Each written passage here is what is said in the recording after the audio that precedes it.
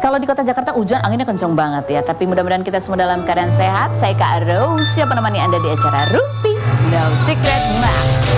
Ditemani oleh Daniel di pojok sana, dan tentunya sudah hadir beberapa bintang tamu yang akan berbagi ceritanya. Yang pertama yang akan berbagi ceritanya adalah Dr. Boyke.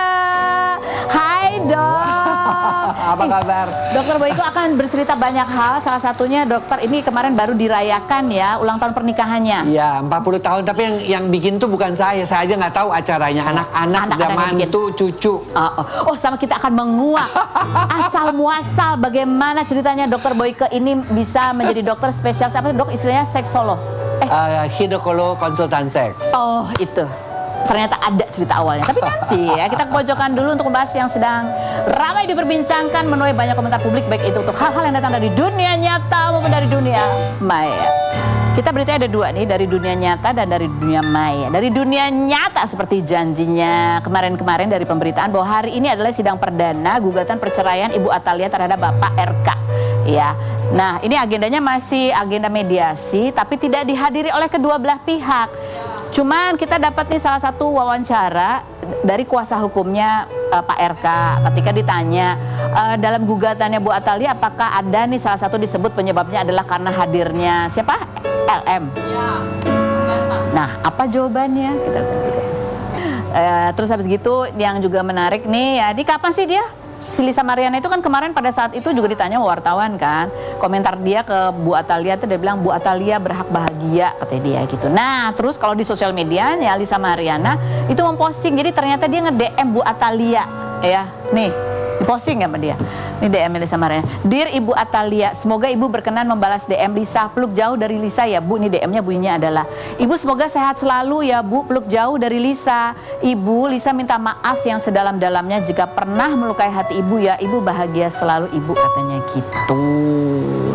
Terus ini lagunya, backgroundnya adalah Sedia Aku Sebelum Hujan. Lagu tentang apa itu? Oke, kita baca komentar netizen. MT adalah part dari segala problem katanya gitu. Yang berikut, ini komentar netizen ya. Ini konsepnya gimana sih Lisa? Kamu yang bikin ramai kan? Lanjut. Kalau nggak ada Lisa yang lain. Si Lisa ini cuma yang berani speak up. Untungnya dia speak up. Tobat dulu Lisa. Jangan lagi jadi Lisa yang lama. Ntar Blackpink bubar katanya. Yang berikut.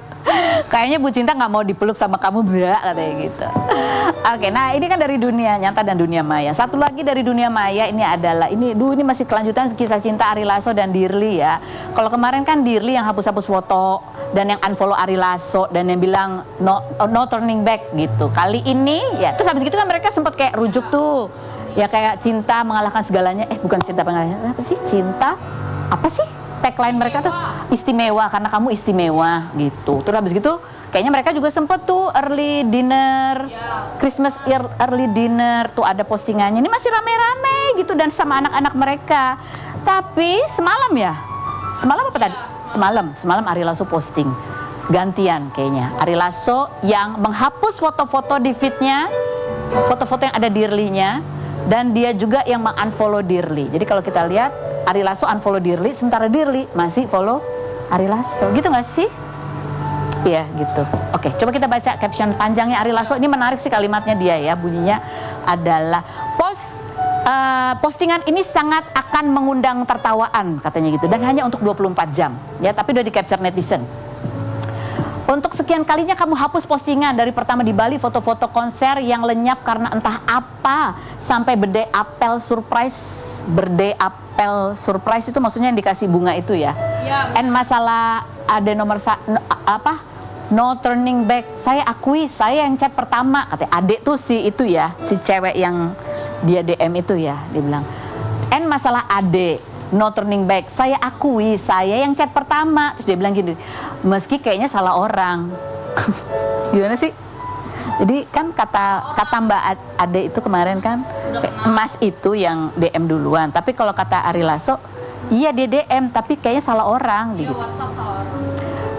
Dan saya akan tetap melindungi dan membela kamu, promise. And when last night dinner that you asked us to join, you arrange us to take picture. Pokoknya jadi kayak semalam itu, malam sebelumnya kamu yang arrange tuh ngundang makan malam, mengarrange supaya foto bareng. Terus habis gitu, tapi kamu juga yang gonta-ganti captionnya ya. tanpa memikirkan aki-aki tua galak ini pun punya perasaan, katanya gitu.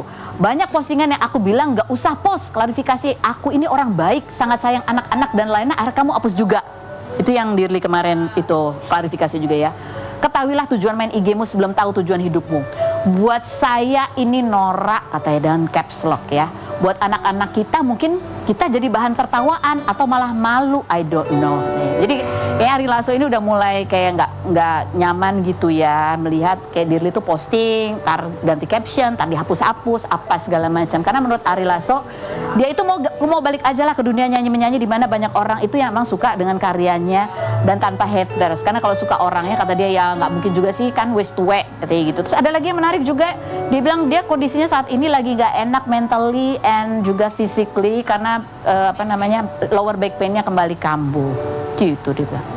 Mana sih? Kok aku hafalanku lebih cepat sih daripada postingan Yuna. Nanti dikira aku ngafalin loh postingan Ari Lasso. Komentar netizen coba kita baca yang berikut.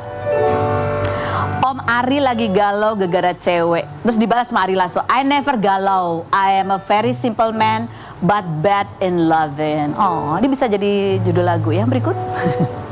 Wis tuwek rasa kaken drama om, wis golek sing cetha-cetha wae. Golek sing wis mateng. Dudu umure sifate ben ra koyo cah SMP diguyu bocah-bocah. Oke, terjemahannya adalah udah om, udah usia tuh nggak usah kebanyakan drama, cari yang udah matang secara sifatnya aja.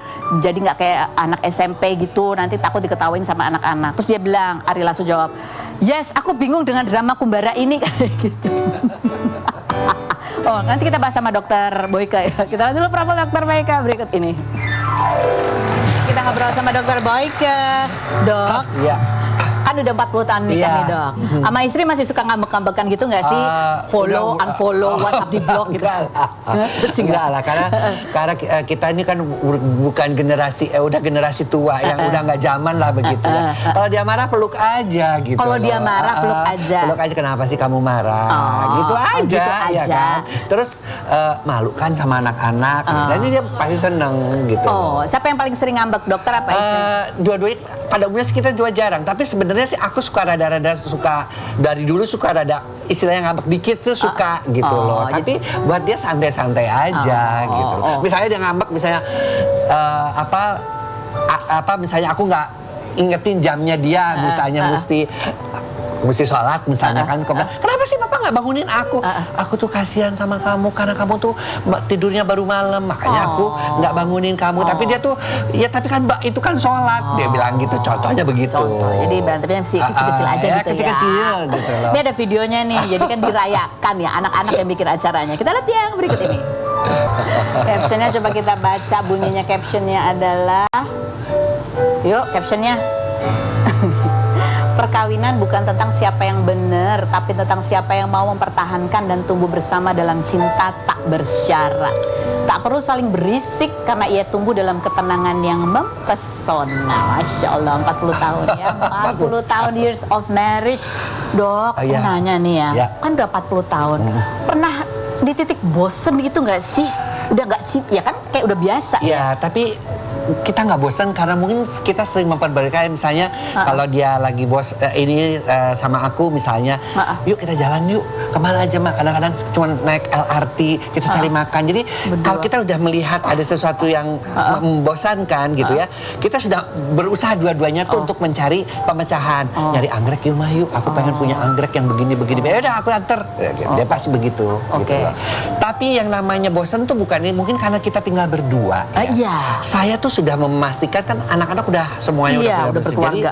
Jadi kita tuh kadang-kadang kalau udah mulai bosan, paling mau kemana lagi mah kita hari ini. Jadi aku sering banget pergi misalnya, yuk yang coba yang aneh-aneh, makan yang aneh-aneh, naik kereta api, bahkan makan gado-gado, cuman pakai sendal jepit, pakai celana pendek. Pokoknya gitu. Melakukan kegiatan berdua. Kegiatan berdua gitu loh. Kalau udah 40 tahun menikah itu kan kadang-kadang kayak udah apal, udah tahu ya. Masih ada bahan pembicaraan nggak sih atau kayak udah kayak bahasa kalbu gitu? Karena anak-anak kita itu kan saya kan punya 3 anak kandung, 1 anak angkat kan. Jadi keempatnya tuh pasti banyak cerita lah gitu, cucu-cucu yang tuh Pak Cidima dipanggil lagi, anak yang nomor 3 dipanggil lagi sama kepala sekolahnya karena bandel saya. Oh itu bahan diskusi. Bahan diskusi.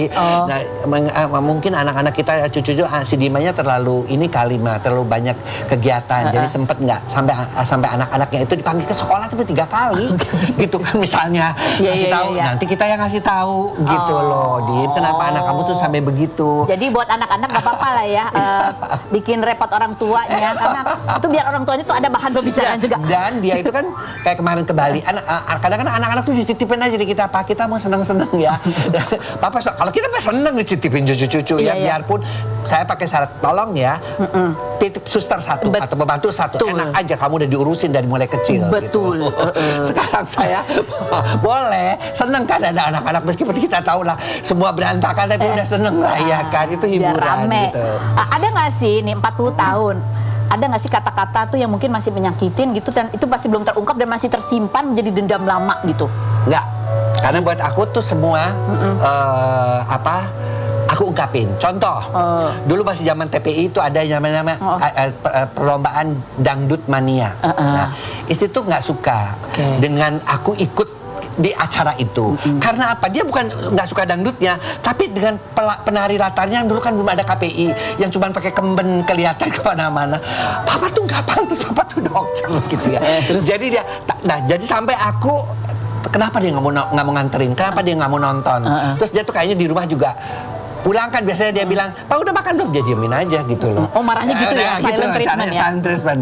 Terus aku ya langsung dia tahu bahwa dia tuh nggak suka gitu dengan aku. Akhirnya aku minta sama produsernya, udah deh aku mau keluar negeri, aku bilang tolong di take down. Jadi aku di take down setelah 2 atau 3 penampilan. Jadi ibaratnya salah satu kuncinya adalah ya paham lah ya. Paham lah. Dia itu nggak suka aja juga bukan karena dia nggak suka. Aku nggak apa-apa. Papa kan boleh ikut Celebrity Jams dulu. Boleh ikut dancing. Tapi nggak pantas. Nah, kalau nari, papa nyanyi, narinya tuh pakai baju-baju terbuka-terbuka begitu. Kayaknya buat aku tuh bukan aku cemburu, enggak juga. Dia bilang gitu. Nggak pantas aja. Kalau saya kan cuma melihatnya karena undangan dari TV apapun. Dokter mewakili dunia kedokteran. Ada chef juga, ada sinetron juga. Jadi kan aku seneng-seneng aja kalau aku kan, nggak aku saring gitu loh. Oh ini ada yang menarik juga mau kita tanya sama Dokter Boyke ya. Dokter Boyke pernah memberikan satu pandangannya tentang kenapa perempuan itu diselingkuhin. Ya. Terus apa kenapa laki-laki diselingkuhin, ada nggak? Ada, sama. Ada juga. Ayo coba kita cuplikan dulu gitu. Diselingkuhin faktornya selain komunikasi. Paling banyak itu karena penampilan. Kalau laki-laki diselingkuhin karena faktor apa dong? Karena si laki-laki itu nggak merasa nyaman. Karena perempuan tuh kadang-kadang makin tua makin bawel. Saya pernah bilang, kenapa sih dok mau masuk ke usia menopause, istri saya tuh makin begini. Dulu dia nggak begitu loh dok. Nah, jadi kan artinya saya juga mulai nangkep gitu. Jadi sebenarnya untuk mempertahankan perkawinan tuh mudah. Buatlah pasangan Anda nyaman. Jangan pernah menyatakan bahwa aku ingin engkau tuh seperti yang aku mau. Itu jangan pernah ngomong begitu. Karena nggak mungkin kan? Iya. Laki dan perempuan udah jelas beda. Butuh tubuhnya beda, hormonnya beda. Jadi kalau mau mengatakan harus cocok tuh nggak ada itu cocok. Jadi pasti nggak cocok. Yang penting nyaman. Nyaman, itu aja. Jadi kayak tadi ya, paham lah. Oh dia nggak suka. Oh dia nggak suka. Jadi saya juga sudah mulai mengerti gitu bahwa dia nggak suka itu karena bukan apa-apanya, karena penampilannya memang aku lihat videonya kan. Mengerti ya, paham ya. Gitu. Dok, nih ngomong-ngomong soal kalau perempuan kan ada fasenya ketika memasuki masa menopause atau PMS. Jadi lebih bawel. Jadi lebih bawel. Cowok emang nggak gitu juga dok? Ketika andropause dia kan mulai berkurang kemampuannya ya, pasutrinya ya. Nah, jadi dia tuh ingin membuktikan gitu loh. Kalau dia itu masih bisa. Iya, masih bisa. Masih oke. Gitu. Asal dia muda gitu loh. Makanya kenapa saya sampai membuat produk WIS itu kan wanita Indonesia Sehat Harmonis. Pokoknya jadi wanita nomor 1, jaga tubuh, jaga penampilan, jaga tetap keren, jaga tetap cantik. Laki-laki juga memang harus ya, beberapa juga saya dapatkan, tapi nggak sampai seperti itu gitu. Komen daripada artinya itu tidak seperti laki-laki harus menjaga tubuh. Yang penting laki-laki mah banyak duit. Benar, saya setuju. Itu aja. Kalau laki-laki itu aku lihat banget gitu loh. Oke dok, ini kan tadi kan ditulisannya gitu, perempuan tuh penyebab perempuan diselingkuhin. Nah itu ya kayaknya kan jadi penyebab laki-laki selingkuh itu apa? Kalau kan ada soalnya istrinya kayaknya udah cantik banget gitu. Sampai kayak selingkuhannya mana ya? Kok selingkuhannya gitu aja gitu ya? Ya kita bilang, istri cantik kok carinya kayak gitu. Apa tuh, Dok? Dia tidak nyaman. Istri makin tua makin menuntut. Istri tidak mau dandan karena merasa dia udah jadi suami gue ini. Jadi salah perempuan semuanya, Dok? Tidak salah perempuan, tidak salah perempuan. Tapi ya kebanyakan yang aku temui adalah seperti itu. Bukan gitu. karena lakinya pengendalian dirinya kurang, Dok. Boleh, itu juga boleh dimasukkan ke situ ya. Aku setuju. Pengendalian. Tapi bagaimana mau mengendalikan diri kalau dia nggak, misal nih, dia datang pulang ke rumah misalnya, aduh capek aku nih baru dapat bikinin minum, lumpuh nggak punya tangan. Ya kan begitu kan? Kalau perempuan yang udah kuat kan begitu kan, udah kelamaan tuh begitu. Sementara dia di rumahnya atau di kantornya baru juga buka pintu, bapak mau minum tehnya apa? Manis atau dingin? Betah di mana? Betah di rumah apa betah di kantor? Betah di kantor. Iya, karena yang di kantor yang dia temuin itu kan nggak ngurusin 4 anak, nggak capek, ya kan nggak ini, nggak itu. Setuju banget. Emang begitu, tapi ya itulah perempuan itu. Apalagi kalau perempuan itu, membuat PSTI, Persatuan Suami Takut Istri. Itu paling banyak itu. Yang bikin jadi di depan istrinya dia takut, tapi di luarnya dia menjadi serigala-serigala. Buas. Jadi tolong ya para perempuan jangan bikin suami itu takut di depan, karena dia tuh tetap aja mentali lelakinya, dia tetap ingin menunjukkan saya laki-laki. Makanya dia cari yang dimana orang-orangnya itu nurut. Saya kan pernah dapat pasien seorang ani-ani. Kenapa kamu jadi ani-ani sih? Saya bilang gitu. Apa tugas pertama kamu? Pokoknya dok, dari diajarinya kalau sebagai ani-ani kan dia biasalah di tempat saya untuk membersihkan segala macam lah ya. Apa teman-teman? Apa? Selalu kamu bilang iya sama laki-laki tersebut karena dia di rumahnya oleh istrinya tidak mendapatkan perasaan itu. Gila nggak? Jadi kalau disuruh apa? Iya. Enggak, itu ada ilmu ani-ani. Ilmunya ani-ani itu iya semua. Karena dia bilang yang ngajarin dia itu kan Severon-Severonnya bilang bahwa di rumahnya itu para laki-laki yang mencari ani-ani itu dia tidak mendapatkan itu, tidak diturutin. Oke, tunggu. Ani-ani itu punya Severon. Punya itu ada pelatih. Ada pelatih. Dan aku sampai tahu harganya kalau di dalam kota Jakarta itu 10 jutaan, kalau dibawa ke Singapura atau ke Thailand itu sekitar 25-35 juta for one night. Pelatihnya? Bukan dianya. Pelatihnya berapa? Ingin jadi pelatih. Pelatihnya kan bagi-bagi dong. Bagi-bagi dong. Aduh. Jadi ini sebuah tantangan. Ya. Ini ilmu yang baik, gak usah ditarik. Iya, gak usah dicerna. Tapi maksud aku, biar paham ya. Gitu. Buatlah suaminya. Saya suka tanya, kenapa berselingkuh kan saya tanya. Iya. Terus bapak mau enggak dok, saya tuh pengen nyaman aja di rumah. Kalau saya nyaman di rumah, nggak diomelin, nggak dicurigain. Kamu ada di mana? Videoin. Dicemburin melulu ya lama-lama saya juga capek dok. Oke baik. Kalau perempuan selingkuh kenapa dok? Kalau perempuan selingkuh biasanya karena faktor keperkasaan. Itunya lebih banyak. Sama faktor keperkasaan ya dok. Ya. Itu juga karena ada, itu juga makanya saya bilang laki-laki nggak boleh kena sakit tuh diabetes, kolesterol. Karena kalau gangguan kamu keperkasaan, yang setia sih enggak, tapi beberapa kecewa juga gitu. Akhirnya terjadilah itu. Maka jangan sakit karena diabetes itu induk berbagai macam penyakit, termasuk gangguan keperkasaan. Ini ada yang menarik yang tadi aku bilang, ini dokter mah pilihan dokter kan ada dokter spesialis apa. Pilihan dokter Boyka ini kan unik ya, katanya ada awal mula ceritanya dan berkaitan sama buku ini, buku judulnya. Jadi dulu itu tahun 89 saya belum lulus dari Obgyn. Saya itu menjadi tim kesehatan suku Asmet ke Irian Jaya ke Eropa untuk tampil. Dulu itu pemimpinnya Mbak Tutut, terus ada Pak Harisut ketua DPR waktu itu dan Pak Syarif Tando. Saya masih ingat banget. Nah di situ saya jadi tim kesehatan. Kenapa saya dijadikan tim kesehatan? Karena di IGGI itu atau International Government ya for Indonesia lah pokoknya kerjasama itu akan mendapatkan pinjaman 4,9 miliar dolar. Nah mereka menanyakan apakah di Indonesia pembangunannya itu hanya di Jawa, karena saya penelitiannya skripsinya tesisnya untuk Obgyn itu adalah di Asmat, profil kesehatan suku Asmat Irian Jaya. Makanya saya dibawa ke sana untuk membuktikan dengan foto-foto Nilo bahwa Indonesia tuh nggak hanya membangun di Jawa aja, lo kasih pinjem buat membangun juga di Irian. Nah, di sana tahu sendiri kan saya dikasih uang saku $100 per hari. Saya tuh kan sering ini ibu-ibu pejabat kan nggak bisa bahasa Inggris, sorry ya bukannya. Mungkin yang sekarang mah pintar ya. Dulu tuh kan nggak bisa. Tapi kan pengen beli berlian di Gazang. Saya masih ingat banget. Dokter Baike anterin saya ke Gazang mau cari berlian yang ya Bu, karena namanya juga masih umur 30-an ya kan ibu-ibu pejabat yang kadang kita kan ngelihatnya kayak gitu. Nah, di sana kan suka beli terus dokter nggak mau beli, saya nggak punya uang lah Bu. Beli aja itu kan dari uang saku cari untuk istri. Istri saya udah saya kasih waktu menikah, saya bilang gitu. Tapi kalau untuk anak-anak, dokter anaknya kan perempuan 2. Ya akhirnya saya belilah 2 ini, cincin ini. Yang pertama dipakai dulu untuk istri. Yang satu batunya ruby, nih.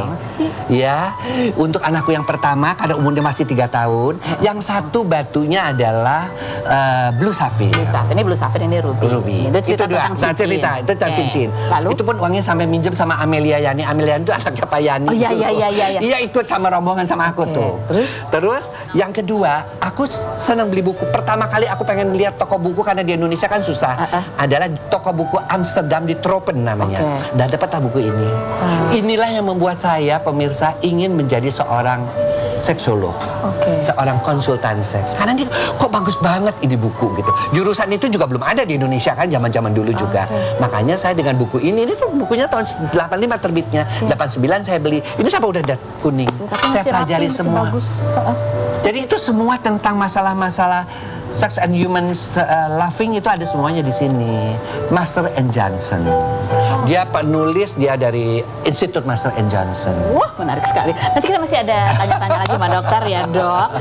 Jangan bosan deh ditanya-tanya ya. Kita mau beralih ke bintang tamu kita selanjutnya, ada Ratna Gali. Kita lihat profilnya berikut ini. Kita sudah bersama dengan Ratna Gali.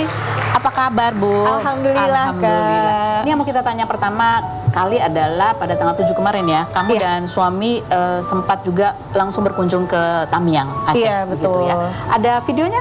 Ada cuplikan videonya, kita lihat dulu.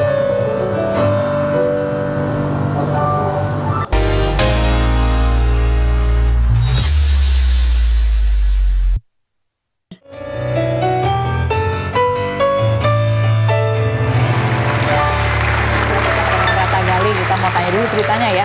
Nah, sebelumnya kamu sudah datang ke Sumbar di akhir November. Abis itu datang juga ke Tamiang. Aku pengen dengar ceritanya. Gimana tuh ceritanya kamu datang ke Tamiang? Jadi kan awalnya Sumbar dulu nih Kak. Sumbar tuh aku bertiga sama Natasha Rizky sama Dian Ayu. Ini juga random banget. Aku lagi ke Jakarta. Terus ya kalau aku kan memang ada page penggalangan dana kan. Ada dana lah ready. Terus kayak, Cak kampung lu kan Sumbar gitu. Dia juga buka penggalangan dana. Terus kayak, mau nggak sih datang sesekali ke sana? Nah, aku sama geng aku yang ini kan belum pernah ngelakuin kayak humanitarian trip ya. So aku bilang kayak, ayo deh lu, pokoknya lo tahu beres, gue urusin semuanya. Dan alhamdulillah juga dana donasi di Aceh tuh gede. Jadi bener-bener spontan, kita besokannya tuh langsung berangkat ke Sumbar karena kan memang kampungnya Aceh. Nah itu aku datang ke satu titik, satu kampung. Itu ada sekitar kayak 800-an kakak lah, enggak 800-an warga di situ.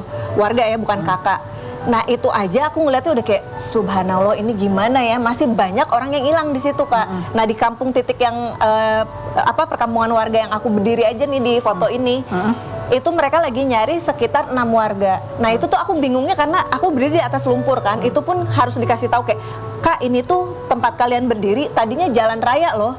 Tapi pas aku berdiri kayak, gimana ceritanya jalan raya ya, ini kayak batu, gondokan batu gede terus lumpur semuanya. Iya ini tuh pokoknya 1 meter ke bawah itu jalan raya. Terus kan aku langsung mikirin ya kayak, gimana deresnya itu bisa sampai bawa batu lebih gede dari meja ini Kak. Berarti kan arus banjirnya tuh dahsyat banget kan. Terus udah aku masih bengong, masih memproses, ada orang lagi nusuk-nusuk gitu. Ya dasar aku si polos yang nggak ngerti ya, Oon juga kayak, Bang ngapain nusuk-nusuk lumpur gitu. Saya lagi cari keluarga saya yang hilang. Gimana Pak? Iya masih belum ketemu, takutnya ada di sini. Soalnya tempat Mbak berdiri ini tadinya juga rumah. Astaga. Jadi kayak halaman rumah, depannya jalanan. Terus kayak kita langsung takut kan berdiri di situ kayak mundur. Ya Allah ternyata sedahsyat itu. Ya jadi maksudnya cuma bisa. Iya, karena nggak akan bisa kelihatan kan kalau misalkan kita perbandingannya dengan tsunami lah ya. Kalau misalkan ada maaf ya jenazah gitu yang terhanyut itu kan kelihatan air. Nah kalau ini kan nggak bisa kelihatan Kak, lumpur. Ya. Di Tamiang nih kondisi pertama kali kamu nyampe di sana, apa yang kamu alamin? di Tamiang nih prosesnya dulu ya. Jadi kayak aku tuh sebenarnya posisi lagi di KL Kak, lagi meeting tanggal 7. Cuma alhamdulillah siang udah selesai. Nah, karena aku habis dari Sumbar masih terngiang-ngiang banget gimana penderitaan orang di sana. Masih ada dana donasi yang di aku, jadi ngerasa kayak aduh gue nggak bisa tidur sebelum si dana ini aku salurin langsung. Alhamdulillah aku koordinasi sama teman-teman relawan dan segala macam, mereka mau bantu belanja dalam waktu 2 jam 1 truk gede tuh. Padahal kalau dipikir-pikir logika kan kayak gimana caranya mengakses daerah yang pemerintah pun masih sulit akses gitu, tapi alhamdulillah dimudahkan. Udahlah aku dari prosesnya kota metropolitan. Terus aku nyampe tuh, jadi harusnya flight aku jam 11, delay, nyampe jam 1 malam, perjalanan jauh kan Kak, nyampe tuh subuh. Jadi di Tamiang ya? Iya di Tamiang, posisi gelap. Terus pas aku turun kayak sebuah bangunan terbengkalai ini, otak aku masih loading nih ya, karena kan nggak tidur juga Kak sebenarnya di perjalanan tuh. Jadi udah semalaman nggak tidur, turun-turun kebelet, pengen ke toilet kan. Nanya lah, ini aku tuh turun di posko polisi, posko Brimob, nanya, Pak, mau numpang toilet kemana? Terus muka dia tuh yang kayak gini ngeliatin aku kayak, ini orang nanya nggak salah pertanyaannya ya, kayak nggak ada toilet Mbak di sini Mbak. Terus aku ngeliat sekeliling, ini bangunan hancur, oh iya mungkin gedung terbengkalai. Terus aku nanya, Pak tapi saya kebelet banget gimana? Ya udah kamu cari aja. Jadi aku tuh harus bener-bener di antara lumpur-lumpur yang tebel itu cari spot buat buang air kecil ya. Untungnya memang masih gelap gitu. Udahlah.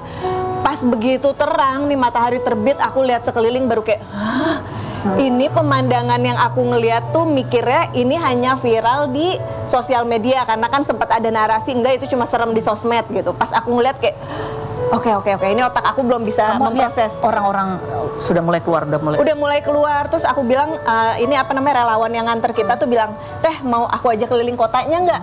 Yuk deh boleh, soalnya takutnya ini memang satu titik yang terlihat serem banget kan. Diajak muter kota, itu baru aku ngeliat di perjalanan ada orang keluar masih dengan berlumuran lumpur. Nggak mandi berarti berapa hari tuh Kak? Itu kan kejadian November ya. Ini udah 7 Desember. Ini udah 7 Desember, aduh sampai keinget lagi sampai choke. Itu jalan bener-bener cuma diiniin kain-kain bekas penuh dengan lumpur. Terus muter bener-bener ada mobil udah di atas bangunan. Tebal banget lumpurnya. Dan itu cuma akses satu mobil doang. Padahal itu tuh antar kota, Tamiang kan rame kotanya gitu. Walaupun sebelumnya aku gak ada gambaran, sampai searching tuh, browsing Tamiang tuh sebelumnya gimana. Pas aku bandingin dengan pemandangan yang aku lihat, subhanallah itu bener-bener kayak ini kuasa Allah ya. Gimana caranya nih kota bisa hancur jadi bener-bener suasana di film-film zombie gitu Kak. Terus kena mental banget. Nah aku tuh sebenarnya di sana tuh bener-bener buru-buru karena aku tanggal 8 pagi posisi ada di Tamiang, jam 8 malam aku ada flight dari KL ke Melbourne.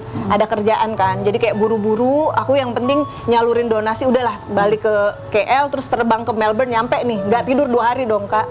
Pas begitu aku bilang mau laporan ke para donatur gitu, donasinya, buka-buka galeri itu aku pecah banget, bener-bener nangis sampai nggak bisa nafas. Sampai suami aku kayak, kamu kenapa? Yang aku lagi buka galeri baru bisa memproses secara emosi karena aku ngobrol sama orang sana kan Kak, gimana yang mereka tuh tidur tuh bener-bener beralaskan cuma kardus doang, malam-malam gak ada penerangan sama sekali.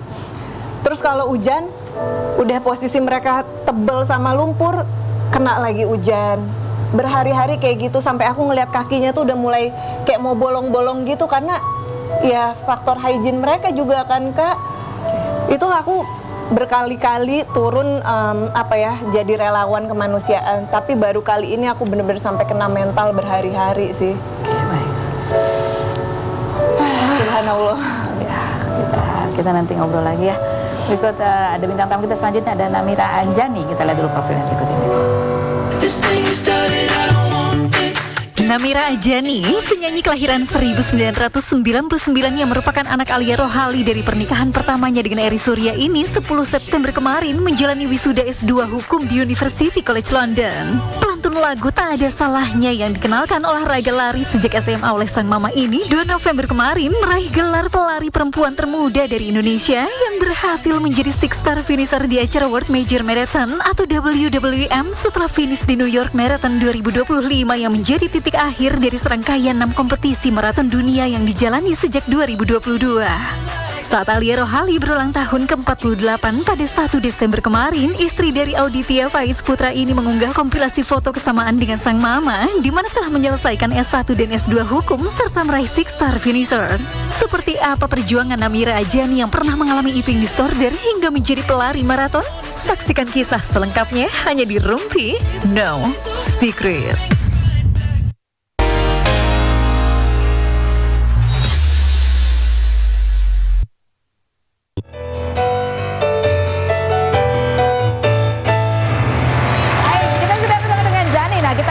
Pengalamannya dia adalah menjadi orang Indonesia ini ya termuda dia yang mendapatkan 6-star finisher perempuan karena dia sudah melalui maraton di 6 negara ya di agenda besar. Ini pialanya coba ditunjukin dong Jani.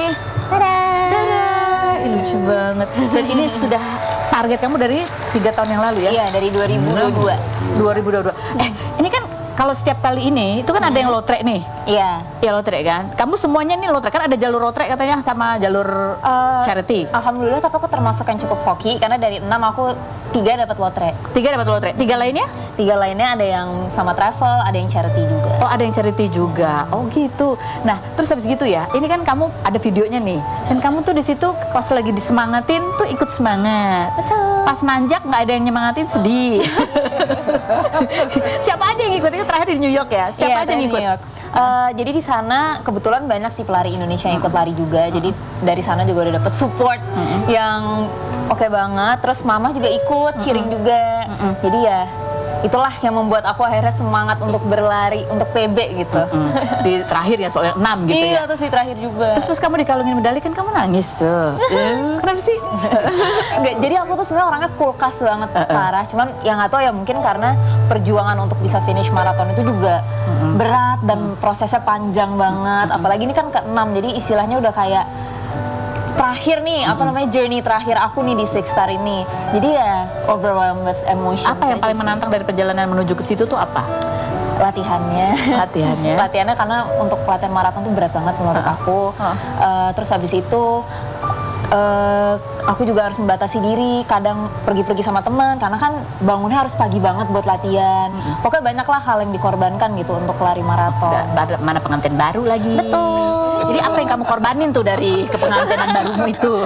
Lebih tepatnya misalnya nih, aku pernah waktu itu harus pikiran 30 kilo. Which is aku harus sampai GBK itu sebelum, pokoknya sebelum jam 5. Karena aku jam 5 teh harus start. Oke. Aku tarik lah, Audit anterin aku dong ke GBK. Udah, jadi dia ikut lah itu ke GBK. Dia bangun-bangun jam 5 pagi itu. Oke. Dia ikut juga ke New York? Nggak dapat visa. Ya. Begitulah, ups and downs ya. Tapi dia support ya? Oke, memang udah sampai 6 nih, ini kan yang 6 terbesar. Abis itu terus ngapain gitu kan? Actually aku pengen coba full marathon di Indonesia, karena aku belum pernah. Full marathon di Indonesia, oke. Karena menurut aku tuh lebih challenging, cuacanya soalnya lebih panas kan. Nah jadi aku pengen sih coba. Oh oke. Insya Allah tahun depan aku udah daftar sih. Amin. Oh udah daftar ya? Udah. Dan latihan-latihannya sama dong tapi? Sama. Beratnya cuman, sama? Mungkin bedanya harus latihan apa ya, heat training panas ya? gitu. Oh oke. Terus, nah ini kenapa pengantin baru nih? Seandainya tiba-tiba nanti kamu hamil gitu, terus gimana tuh? Wow, belum kepikiran sih. Belum kepikiran. Aku kasih tambahan pikiran ya. Ini yang menarik ya, katanya Jani itu mulai lari salah satunya adalah karena kamu pernah mengalami yang namanya eating disorder. Apa sih eating disordermu tuh kayak apa? Jadi waktu itu ya dari zaman SMP lah aku sempet relationships aku sama makanan tuh jelek banget. Banyak habit-habit yang seharusnya kayak nggak normal gitu lah ya. Misalnya kayak terlalu checking gramnya, kalori banget. Tapi terus all I think about the whole day itu cuman makan, tapi in a bad way gitu. Nah terus karena aku kayak udah tertekan banget lah sama kondisi ini, terus akhirnya aku bilang ke mama aku pengen ke psikolog because I think I need it gitu. Karena habit-habit aku ini udah nggak healthy sehat, menurut aku, apalagi beratku tuh udah 41, which is buat tinggi aku tuh udah kurus banget kan. Tapi aku masih merasa kayak not enough gitu. kurang kurus. Nah akhirnya setelah ke psikolog, aku dikasih istilahnya apa ya, PR lah untuk ngubah mindsetku. Salah satunya dengan berolahraga. Jadi berolahraga membuat apa jadinya? Karena jadi dia ngubah mindsetku dari yang aku nggak boleh makan biar nggak gendut, menjadi aku butuh makan biar bisa olahraga. Gitu. Luar biasa. Berarti nih harus lari terus nih biar. Tapi hubunganmu sama makan udah baik ya sekarang ya? Udah baik banget. Udah baik Aku udah makan semua. Aduh seru banget ya nih hari ini kita punya banyak sekali cerita. Semoga ini banyak memberi manfaat, mengasah empati kita, rasa hati kita gitu ya, cinta, empati juga apa yang namanya prestasi, mencapai cita-cita, keinginan gitu ya. Dr. Boyko terima kasih banyak sudah hadir. Terima kasih sudah hadir. Terima kasih. Jani. Terima kasih buat Anda semua yang sudah bergabung. Kita akan ketemu lagi setiap hari ya di acara Rumpi Nosfer.